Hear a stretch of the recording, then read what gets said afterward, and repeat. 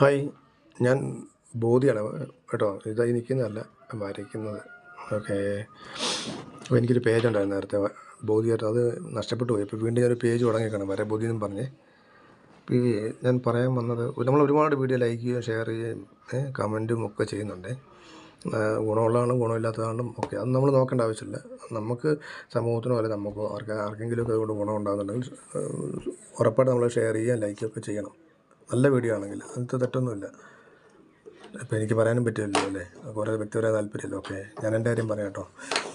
ഇപ്പോൾ പറഞ്ഞു വന്നത്, ഞാൻ എൻ്റെ പേജിലൂടെ നാളെ മുതൽ ഇത് ലൈവായിട്ടൊരു സംഭവം ചെയ്യുകയാണെന്ന് വെച്ചാൽ ഒന്നുമില്ല, കുറേ വരയുടെ കുറേ ടിപ്സുകളാണ്. കുറേ നാളെ ഈ മേഖലയിൽ ജോലിയാണ്. അപ്പോൾ ഇതിലൂടെ കിട്ടിയ ചെറിയ ചെറിയ കുറേ അറിവുകളുണ്ട്. അത് ഈ അറിവുകളൊക്കെ നമ്മൾ എന്ത് നേടിയാലും ഒരിക്കലും നമ്മളിവിടെ ഉപേക്ഷിച്ചിട്ട് പോകണം അല്ലേ. അപ്പോൾ അറിവുകൾ മാക്സിമം നമ്മൾ ആർക്കെങ്കിലുമൊക്കെ ഷെയർ ചെയ്യാം. നമ്മൾ നേടിയെന്ന് പറയുന്നതൊന്നും നമുക്കുള്ളതല്ലെന്ന്, എന്ത് നേടിയാലും